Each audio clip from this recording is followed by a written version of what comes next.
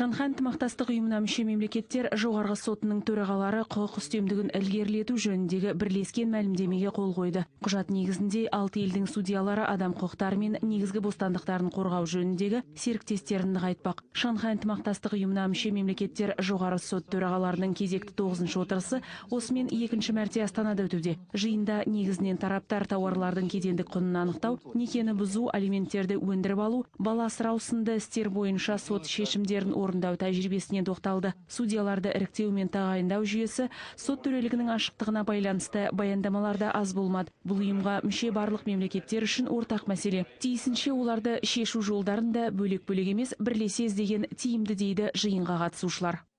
Соттардың қаралып жатқан азаматтық істері, яғни ажырасу туралы, алимент өндіру туралы, бала асырау туралы, осы істерді қараған уақытта, мысалы, қазақстандық соттардың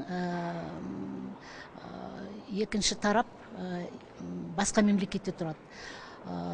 Осындай жағдайда соттардың қарым-қатынасы туралы.